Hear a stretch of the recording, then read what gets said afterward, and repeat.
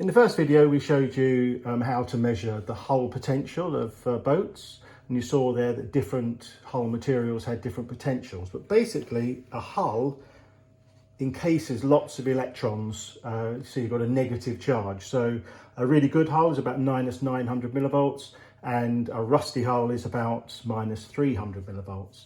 So the electrons are locked up in that case until you put it in water. Now, the other side of corrosion is the electrons have to be encouraged to go somewhere. And the reason that corrosion occurs is that the water itself has a positive potential and wants to suck electrons from the hull. So this can be measured very easily and illustrated very easily by the setup that we have here.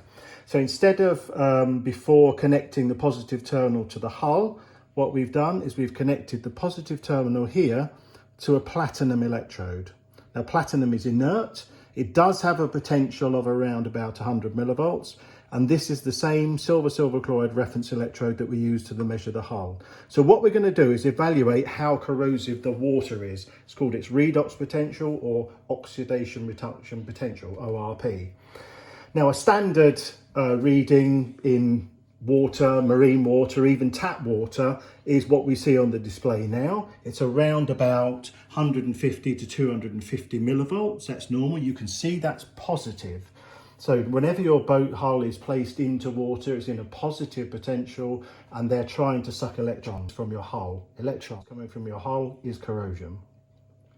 So you saw the reading of 228, that's normal water. There's a few things that affect it. Any oxidizing agent in the water is going to cause more corrosion to your hull.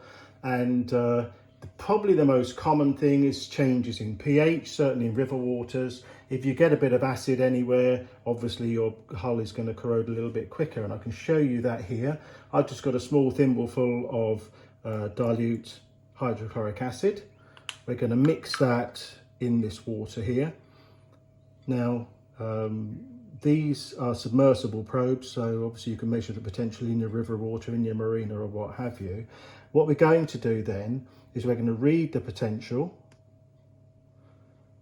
And if you have a look at the display now, the potential has gone up to 312 millivolts. Now that's a small thimbleful of fairly dilute acid. Just to give you some sort of idea with reduction oxidation potentials, that's gone up, say, 80 odd millivolts. Electrochemically, if the value goes up 60 millivolts, that's about 10 times as more corrosive as the lower value.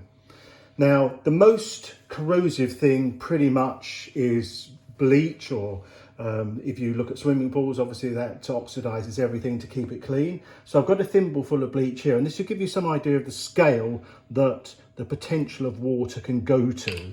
So I put a thimbleful here. We'll just give it a little mix. We're going to read the result.